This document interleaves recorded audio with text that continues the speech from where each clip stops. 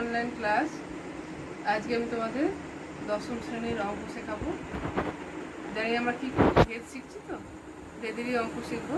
আজকে এটা বেদের আমার করে 3 নম্বর ভিডিও। প্রথম ভিডিও সরল ভেদ ছিল, দ্বিতীয় ভিডিও কি ছিল ব্যস্ত ভেদ, এটা হচ্ছে যৌগিক ভেদ শিখবো আজকে। তো যৌগিক ভেদটা কী জিনিস একটু বোঝার চেষ্টা করবো, একটা বাস্তব উদাহরণ দিয়ে বোঝার চেষ্টা করবো। কী বলতো, যদি দুটো চলরাশি হয় তাহলে তো সরল ভেদ ব্যস্ত ভেদ করছিলাম। আর যদি দুটোর বেশি মানে তিনটে চলরাশি থাকে তাহলে কী করতে হয়, যৌগিক ভেদ। 3-এর বেশি হলেও যৌগিক ভেদ করতে হয় আমাদেরকে। মানে একটা রাশির সঙ্গে বাকি দুটো রাশির পরিবর্তন দেখতে হলে, বা একটা রাশির সঙ্গে বাকি 3টে রাশির পরিবর্তন দেখতে হলে আমাকে কী করতে হবে, যৌগিক ভেদটাকে ব্যবহার করতেই হবে। কীরকম করে ভাবি বলো তো, তোমাদের ওই বয়লার চার্লসের সূত্র শিখেছিল তো ভৌত বিজ্ঞানে, সেটাকে একটু ব্যবহার করার চেষ্টা করবে। বয়লের সূত্রে কী ছিল, আয়তনটা চাপের সঙ্গে ব্যস্তানুপাতিক ছিল। আয়তনটা চাপের সঙ্গে ব্যস্তানুপাতিক ছিল যখন উষ্ণতাটা ভরটা স্থির ছিল। আচ্ছা, চার্লসের সূত্রে কী ছিল, যখন ভরটা আর গ্যাসের চাপটা স্থির থাকবে তখন গ্যাসের আয়তনটা গ্যাসের উষ্ণতার সঙ্গে সমানুপাতিক হবে। তাহলে একবার আয়তনটা চাপের সঙ্গে ব্যস্তানুপাতিক হচ্ছে, একবার আয়তনটা কী হচ্ছে, উষ্ণতার সঙ্গে সমানুপাতিক হচ্ছে। তখন কি গ্যাসের আয়তনটা উষ্ণতার সঙ্গেও পরিবর্তন হয়, আবার গ্যাসের আয়তনটা কি হয়, চাপের সঙ্গেও পরিবর্তন হয়। তাহলে গ্যাসের আয়তনটা চাপ আর উষ্ণতা দুজনের সঙ্গে কিভাবে পরিবর্তন হয় সেটা আমরা একটু খাতায় করে দেখিয়েছি। আচ্ছা, একটা সিলিন্ডারের মধ্যে আমি গ্যাস নিয়েছি কিছুটা, ভৌত বিজ্ঞানে একটু মতো করে ভাবি। তো তার উপর একটা পিস্টন চাপানো আছে, পিস্টনটাকে ঠেলা যায় তোলা যায়, ঠিক আছে, পিস্টনটাকে ঠেলা যায় তোলা যায়। আচ্ছা, তো গ্যাসের আয়তনটা হচ্ছে আমি ভি বললাম। আচ্ছা, তখন চাপটা যদি পি হয়, আচ্ছা আমি যদি চাপটাকে বাড়াই, পিটাকে যদি বাড়াই, অর্থাৎ এটাকে ঠেলি ভেতর দিকে, চাপটাকে যদি বাড়াই মানে এদিকে যদি ঠেলি, তাহলে কী হবে, আয়তনটা কমে যাবে। তো তারপর কি, আয়তনটা চাপের সঙ্গে ব্যস্তানুপাতে পরিবর্তিত। চাপ বাড়ালে আয়তন কমবে, কিন্তু চাপটা যদি এদিকে ঠেলি, পিস্টনটাকে ঠেলি, তাহলে আয়তনটা কমে যাবে। তো এই পিস্টনটাকে তুলে দিই উপর দিকে, তাহলে আয়তনটা বেড়ে যাবে। তেমন কি, চাপ বাড়ালে আয়তনটা কমে যাবে, আর চাপ কমালে আয়তনটা বেড়ে যাবে। এরপর ওই গ্যাসের সিলিন্ডারটাকে, আচ্ছা তখন আমি উষ্ণতাটাকে স্থির রেখেছিলাম, উষ্ণতাটাকে ভরটাকে স্থির রেখেছিলাম গ্যাসে। আচ্ছা, আবার অন্যভাবে ভাবতে পারি, চার্লসের সূত্র অনুযায়ী কী ছিল মাত্র বলছিলাম, একটা গ্যাসের আয়তন ভি আর তার তাপমাত্রা যদি টি হয়, তাপমাত্রা যদি টি হয়, আচ্ছা এখানে স্থির রাখবো কাকে, চাপকে স্থির রাখবো আর ভরকে স্থির রাখবো, ঠিক আছে, চাপকে স্থির রাখবো আর ভরকে স্থির রাখবো। আচ্ছা, গ্যাসের আয়তন যদি ভি হয়, উষ্ণতা যদি টি হয়, তাহলে কি বলছে, চার্লস বলছে ভি প্রপোর্শনাল টু টি, টি বাড়ালে ভি বাড়বে, টি কমালে ভি কমবে। তার মানে একবার পাচ্ছি চাপের সঙ্গে ব্যস্তানুপাতিক, 2 নম্বর কি পাচ্ছি, আয়তনটা উষ্ণতার সঙ্গে সমানুপাতিক, উষ্ণতার সঙ্গে সমানুপাতিক। আয়তন চলরাশিটা কোন কোন চলরাশির উপর নির্ভর করছে, চাপ চলরাশি আর উষ্ণতা চলরাশির উপর নির্ভর করছে। তাহলে আয়তনটা দুজনের উপরে যদি নির্ভর করে, দুজনকে একসঙ্গে করে দিই না, দুজনকে একসঙ্গে করে দিলে কী হবে, ভি প্রপোর্শনাল টু টি, টি এর সঙ্গে সমানুপাতিক, আবার পি এর সঙ্গে কী হচ্ছে, ব্যস্তানুপাতিক হচ্ছে। দুটোকে জুড়ে দিলে কী হবে, দেখো টিটা তো উপরে ছিল, টিটা উপরেই রাখলাম আর পিটাকে নিচে করে দিলাম। ইকুয়াল করতে গেলে কী করতে হয়, ইকুয়াল করতে গেলে তোমরা জানো একটা ধ্রুবক দিয়ে গুণ করতে হয়, V equal to K into T by P, বা এটাকে আর একটু সিম্পলিফাই করলে পিটাকে দিকে গুণ করে দিলাম, P V by T is equal to K. এখানে কেটা হচ্ছে অশূন্য ভেদ ধ্রুবক। এটাই তো আমাদের আদর্শ গ্যাসের সমীকরণ।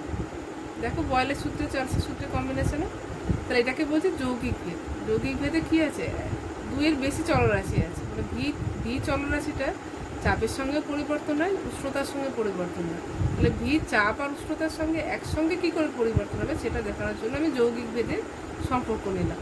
যৌগিক ভেদে কী হলো, দেখো টি এর সঙ্গে সমানুপাতিক কী রইল, আবার পি এর সঙ্গে ব্যস্তানুপাতিক কী রইল। আচ্ছা, যৌগিক ভেদের একটা অঙ্ক করে ফেলে, চলো যৌগিক ভেদের একটা অঙ্ক করবো, তোমাদের বই থেকে দেখাই অঙ্কটা আগে। আচ্ছা দেখো, এখানে 4 দাগে 2-এর অঙ্কটা একটু পড়ে শোনাই তোমাদেরকে। এক্স ওয়াইয়ের সঙ্গে সরল ভেদে আছে আর জেডের সঙ্গে ব্যস্ত ভেদে আছে, ঠিক আছে। তাহলে এখানে চলরাশি 3টে, এক্স ওয়াই জেড। আচ্ছা, একটা কন্ডিশন দিয়ে দিয়েছে, ওয়াইটা যদি 4 হয়, জেডটা যদি 5 হয়, তাহলে এক্স সমান 3 হয়। দ্বিতীয়বার বলেছে এক্স সমান 16 আর জেড সমান 30 হলে এক্সের মান হিসাব করে লিখি। অঙ্কটা করবো, আমি অঙ্কটাকে 3টে পার্টে ভাগ করে করবো। আচ্ছা, 4-এর দাগে 2-এর অঙ্কটা আমি পড়ে শুনিয়েছি তোমাদেরকে, আর এবার বলে দিচ্ছি অঙ্কটাকে 3টে ভাগে ভাগ করে করবো। প্রথমে ভেদ সম্পর্কটাকে নির্ণয় করে কি বলেছি না, এক্সটা ওয়াইয়ের সঙ্গে সরল ভেদে আছে, তাই তো? এক্সটা ওয়াইয়ের সঙ্গে সরল ভেদে আছে, সরল সম্পর্ক এটা। আচ্ছা, আর একবার কি বলেছি না, জেডের সঙ্গে ব্যস্ত ভেদে আছে। কে না, এক্স জেডের সঙ্গে ব্যস্ত ভেদ মানে কি 1/z, x proportional to 1/z। এবার যৌগিক ভেদের নিয়ম অনুসারে কি করব, দুটোকে কম্বাইন করব। লিখবে তোমরা যৌগিক ভেদের নিয়ম অনুসারে, যৌগিক ভেদের নিয়ম অনুসারে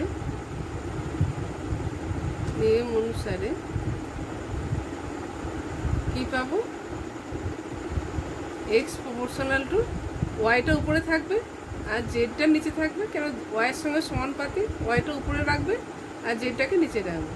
ইকুয়াল করতে গেলে কি হবে, ইকুয়াল করতে গেলে একটা ধ্রুবক দিয়ে গুণ করতে হয়। এক্স সমান K into Y by Z, X সমান K into Y by Z. এখানে কেটা কি, কেটা হচ্ছে, সবসময় মনে রাখবে, কথাটা না লিখলে কিন্তু নাম্বার কাটা যায় মাধ্যমিকে। তোমাদের বইয়ে চ্যাপ্টার 13-এর অঙ্ক করছে, 4-এর 2-এর দাগের অঙ্কটা, অশূন্য ভেদ ধ্রুবক, অশূন্য ভেদ ধ্রুবক, ঠিক আছে? আচ্ছা, এরপর কি করবো বলো তো, এটা হলো প্রথম পার্টটা, এটা হলো ফার্স্ট পার্ট, এটা হলো আমাদের ফার্স্ট পার্ট, এটা হলো ফার্স্ট পার্ট, ঠিক আছে? এবার সেকেন্ড পার্টটা করে, এরকম করে স্টার দিয়ে দিয়ে করো, সেকেন্ড পার্ট করে। এটা ফার্স্ট পার্ট করলাম, একটা স্টার দিলাম আমি। এটা করলে একটা নাম্বার পাওয়া যায়, 3 নম্বরের মধ্যে হয়তো 1 নম্বর দিতে পারে। আচ্ছা, সেকেন্ড পার্টটা করি। সেকেন্ড পার্টে একটা কন্ডিশন দিয়ে দিয়েছে। কী কন্ডিশন দেখো, ওয়াই সমান 4, জেড সমান 5 হলে, ওয়াই সমান 4, জেড সমান 5 হলে এক্স সমান 3 হয়, ঠিক আছে? আচ্ছা, তাহলে আমার রিলেশনটা কি, এক্স সমান K into Y by Z. এই রিলেশনটা দেয়া থাকে, 2 নম্বর যে রিলেশনটা, ওটা দেয়া থাকে কে এর মানটা বার করার জন্য। এক্স ওয়াই জেডের মান বসিয়ে দাও, এক্সের মান 3 বসিয়ে দাও,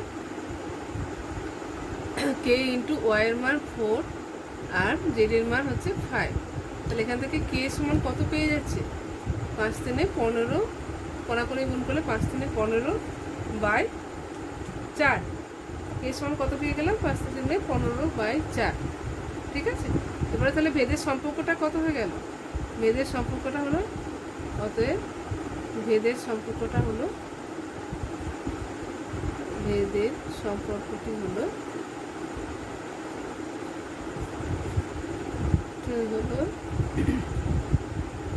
এক্স সমান কে এর মানটা বসিয়ে দিই, কে এর মান হচ্ছে 15/4 ইন্টু ওয়াই বাই জেড। আচ্ছা, এটা সেকেন্ড পার্ট হয়ে গেল। এবারে থার্ড পার্ট, অঙ্কে থার্ড পার্ট আছে একটা। থার্ড পার্টে কী করবো, থার্ড পার্টে করবো, দেখো থার্ড পার্টেও দেওয়া আছে কি, দুটো জিনিস দেওয়া আছে, ওয়াই সমান 16 আর জেড সমান 30 দেওয়া আছে। তাহলে এক্স সমান কত বার করতে হবে, কি দেওয়া আছে, ওয়াই সমান 16, জেড সমান 30 হলে এক্স সমান কত হিসাব করে লিখি। আবার রিলেশনটা লিখি, অ্যাকচুয়াল রিলেশনটা কত পেয়ে গেছি, কে এর মান বসিয়ে, এক্স সমান 15/4 into Y by Z, 15/4 Y by Z. তাহলে ওয়াইয়ের মান বসিয়ে দিই, ওয়াইয়ের মান কত, 15/4 ইন্টু ওয়াইয়ের মান হচ্ছে 16 আর জেডের মান হচ্ছে 30। কাটাকাটি করে দিই, 15 দুগুণে 30, 8 দুগুণে 16, 4 দুগুণে 8। তাহলে কত বেরিয়ে গেল, এক্সের মান 2 বেরিয়ে গেল। এটাই তোমাকে জানতে চাইছি, এটাই তোমার উত্তর, ঠিক আছে? তাহলে আমরা একটা যৌগিক ভেদের অঙ্ক করে ফেললাম, বুঝতে পেরেছো নিশ্চয়ই? আচ্ছা, পরে আরেকটা যৌগিক ভেদের অঙ্ক করবো, কিন্তু আমাদের বাস্তব জীবনের সমস্যা নিয়ে করবো। চলো অঙ্কটাকে দেখি। আচ্ছা, তোমাদের প্রয়োগ 19-এর অঙ্ক, বইয়ের অঙ্ক, তোমাদের পশ্চিমবঙ্গ সরকারের যে বই চ্যাপ্টার 13-এ, তার প্রয়োগ 19, দেখো পড়ে শোনায়। যদি 5 জন লোক 9 দিনে 10 বিঘা জমি চাষ করতে পারে, আমি প্রথম লাইনটার উপর একটু জোর দিয়ে তোমাদেরকে বলে দিই, 5 জন লোক 9 দিনে 10 বিঘা জমি, তার মানে এখানে কটা চলরাশি হচ্ছে বলো তো, 3টে। একটা হচ্ছে লোক সংখ্যা, 5 জন লোক, লোক সংখ্যা, 9 দিন, দিন সংখ্যা, আর 10 বিঘা জমি মানে কাজের পরিমাণ 10 বিঘা, ঠিক আছে, তাহলে 3টে চলরাশি, অবশ্যই যৌগিক ভেদের অঙ্ক হবে। তবে 30 বিঘা জমি চাষ করতে 25 জন লোকের কতদিন সময় লাগবে ভেদ তত্ত্ব প্রয়োগ করে নির্ণয় করে। প্রথমে বলেছে 5 জন লোক 9 দিনে 10 বিঘা জমি চাষ করতে পারে। আচ্ছা, ভেদের সম্পর্কটা আগে নির্ণয় করে নিতে হবে, তারপরে আমি শর্তগুলোকে প্রয়োগ করে করে অঙ্কটা করব। এসব আস্তে আস্তে করে খাতায় করার চেষ্টা করব। আচ্ছা, প্রয়োগ 19-এর অঙ্ক করছি আমরা। তো প্রথমে চলরাশিগুলোকে শনাক্ত করতে হবে। প্রথমে চলরাশিগুলো শনাক্ত করব। এখানে হচ্ছে লোক সংখ্যা, প্রথমে একটা চলরাশি, দেখো 9 জন লোক বলেছে না, তাহলে লোক সংখ্যাটা হচ্ছে একটা চলরাশি। তাহলে লোক সংখ্যাকে কী দিয়ে চিহ্নিত করি বলো? এক্স দিয়ে করি না, লোক সংখ্যা এক্স সমান, লোক সংখ্যাটাকে আমি এক্স দিয়ে চিহ্নিত করলাম, সংখ্যা এক্স দিয়ে। তারপরে বলছে 9 দিনে, 9 দিনে, তো দিন সংখ্যা আরেকটা চলরাশি পাচ্ছি, দিন সংখ্যা, দিন সংখ্যাটাকে বললাম ওয়াই, দিন সংখ্যাটাকে বললাম ওয়াই। আচ্ছা, আরেকটা চলরাশি 10 বিঘা জমি, তাহলে জমির পরিমাণটা লিখি, জমির পরিমাণ কত না 10 বিঘা বলেছে, তাহলে সেটা একটা চলরাশি, যেটাকে জেড বললাম। তাহলে 3টে চলরাশি, প্রথম কাজ এটা হচ্ছে 1 নম্বর কাজ, প্রথম চলরাশি 3টাকে শনাক্ত করা। এক্স হচ্ছে লোক সংখ্যা, ওয়াই হচ্ছে দিন সংখ্যা, জমির পরিমাণটা হচ্ছে বা জমি কত বিঘা জমি এটা বলতে পারতাম জেড। আচ্ছা, এদের মধ্যে ভেদ সম্পর্কটা করতে হবে। এক্সের সঙ্গে ওয়াইয়ের সম্পর্ক, যদি এক্সের সঙ্গে ওয়াইয়ের সম্পর্ক মানে লোক সংখ্যার সঙ্গে দিন সংখ্যা। আচ্ছা, লোক সংখ্যা ধরো কাজটা ঠিকই, কাজটা নির্দিষ্ট করা আছে, 10 বিঘা জমি চাষ করতে হবে, ধরো কাজটা নির্দিষ্ট। তার মানে কী বলতো, লোক সংখ্যা বাড়ালে দিন সংখ্যা কম লাগবে না বেশি লাগবে? তোমার ধরো একটাই পুকুর খনন করতে হবে, প্রথমে 10 জন লোক ছিল, তাদের 10 দিন লাগছিল। যদি 20 জন লোক হয় তাহলে কি 10 দিনই লাগবে না কম দিন লাগবে? অবশ্যই কম দিন লাগবে, 5 দিন লাগবে। তাহলে কি লোক সংখ্যা বাড়লে দিন সংখ্যা কম লাগে যদি কাজের পরিমাণটা নির্দিষ্ট থাকে। তাহলে কী হচ্ছে, কি কোন ভেদে থাকবে? এক্সের সঙ্গে ওয়াইটা ব্যস্ত ভেদে থাকবে, এক্সের সঙ্গে ওয়াইটা ব্যস্ত ভেদে থাকবে, ঠিক আছে। আচ্ছা, আবার ধরো এক্সের সঙ্গে ওয়াইয়ের সম্পর্ক পেয়ে গেলাম, এক্সের সঙ্গে জেডের করবো, এক্সের সঙ্গে জেডের, এটা 1 নম্বর সম্পর্ক হলো, এটা 1 নম্বর সম্পর্ক হলো। 2 নম্বরে এক্সের সঙ্গে জেডের করবো। দিন সংখ্যাটা নির্দিষ্ট, দিন সংখ্যাটা নির্দিষ্ট। যদি কাজের পরিমাণ বেশি হয় তাহলে বেশি লোক লাগবে, কাজের পরিমাণ যদি কম হয় তাহলে কম লোক লাগবে। তাহলে এক্সট্রা প্রপোর্শনাল টু কী হয়ে যাবে? ব্যস্ত সম্পর্ক না সরল সম্পর্ক? সরল সম্পর্ক। যদি জমির পরিমাণ বাড়ে, 10 বিঘা জায়গায় 50 বিঘা জমি চাষ করতে হয়, তাহলে কি ওই লাভ করতে পারবে একই দিনে? দিনটা নির্দিষ্ট পারবে না, তাই লোক বেশি লাগবে। তারপরে কাজের পরিমাণ বাড়লে লোক বেশি লাগবে, কাজের পরিমাণ কমলে লোক কম লাগবে। তাই এটা হচ্ছে সরল সম্পর্ক। তাহলে লোক সংখ্যাটা হচ্ছে দিন সংখ্যার সঙ্গে সরল ব্যস্ত সম্পর্কে থাকে, আর লোক সংখ্যাটা কাজের পরিমাণের সঙ্গে সরল সম্পর্কে থাকে। এই দুটোকে কম্বাইন করলে যৌগিক ভেদের নিয়ম অনুযায়ী এক্সট্রা কী হয়ে যায়? প্রপোর্শনাল টু জেডটা উপরে থাকবে, ওয়াইটা নিচে থাকবে, কেন জেডের সঙ্গে সমানুপাতিক, ওয়াইয়ের সঙ্গে ব্যস্তানুপাতিক। এক্সটা ইকুয়াল টু কত হয়ে যাবে? কে ইন্টু জেড বাই ওয়াই। এটা হলো আমার অঙ্কের প্রথম পার্ট, এটা ভেদের সম্পর্কটাকে আমি নির্ণয় করে ফেললাম। এরপর দেখো দ্বিতীয় পার্টটা করব, দ্বিতীয় পার্টটা করব। এটা 1 নম্বর পার্ট হলো, স্টার দিয়ে একটা স্টার দিয়ে দেখো। দ্বিতীয় পার্টে কী করবো দেখো, একটা শর্ত দিয়ে দিয়েছে। লোক সংখ্যা হচ্ছে 5 জন, মানে লোক সংখ্যা মানে এক্সটা বলে দিয়েছে 5 জন, এক্সটা বলে দিয়েছে 5 জন, এক্সটা বলে দিয়েছে 5 জন। আচ্ছা, আর কি বলেছে? দিন সংখ্যা, অর্থাৎ ওয়াইটা বলে দিয়েছে কত? ওয়াইটা বলে দিয়েছে কত? 9 দিন, ওয়াইটা বলে দিয়েছে 9 দিন। আর কি বলে দিয়েছে? জমির পরিমাণ, অর্থাৎ জেডটা বলে দিয়েছে 10 বিঘা, 10 বিঘা। এক্সটা 5, ওয়াইটা 9, জেডটা 10। এটা কেন বলেছে বলো তো? জানি তো, আমরা আগের অঙ্কে শিখলাম। এটা বলেছে কে এর মানটা বার করার জন্য। তাহলে বসিয়ে দিই, এক্সের জায়গায় বসাবো, ওটা সম্পর্ক কত? X is equal to K into Z by Y. এক্সের জায়গায় হচ্ছে 5, কে জেডের জায়গায় কত বসাবো? 10, ওয়াইয়ের জায়গায় কত বসাবো? 9। তাহলে এখান থেকে কে সমান কত পেয়ে যাবো? এখান থেকে কে সমান পেয়ে যাবো 5 9 45, বাই 10, এটাকে কাটাকাটি করো, 5 দিয়ে কাটাকাটি করলে 9/2 হয়ে যাচ্ছে। ঠিক আছে, x সমান হয়ে যাচ্ছে, এই k সমান হয়ে যাচ্ছে 9/2। তাহলে সম্পর্কটা কি হয়ে গেল? বেদের সম্পর্কটা x সমান 9/2 ইন্টু z/y, 9/2 ইন্টু z/y। ঠিক আছে, এটা হলো আমার বেদের সম্পর্ক। এবার আমাকে তৃতীয় পার্টটা করতে হবে। সব অঙ্কে দেখবে এরকম 3টে পার্টেই করা যায়। তৃতীয় পার্টটা করবো। তৃতীয় পার্টটা দেখো আরেকটা জিনিস দেওয়া আছে, আরেকটা জিনিস না, আরও দুটো জিনিস দেওয়া আছে, কিন্তু 3 নম্বর জিনিসটা দেওয়া নেই। 3টে চলরাশি তো, 3টে চলরাশির মধ্যে জমির পরিমাণ, 3টে চলরাশির মধ্যে জমির পরিমাণটা বলে দিয়েছে 30 বিঘা। তারপরে জেডটা বলে দিয়েছে 30 বিঘা। আচ্ছা, আর কি বলে দিয়েছে?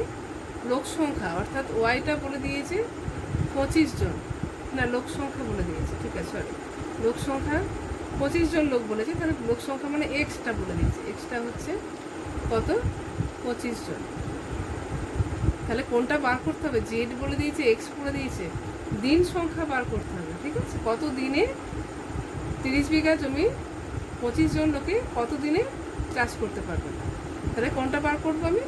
না ওয়াইটা কত বার করতে হবে। কোন সূত্রটা প্রয়োগ করবো? এই যে যেটা করলাম, ধরো এটাকে 1 নম্বর যদি বলি, 2 নম্বরটাকে ব্যবহার করবো, 2 নম্বরটাকে ব্যবহার করবো।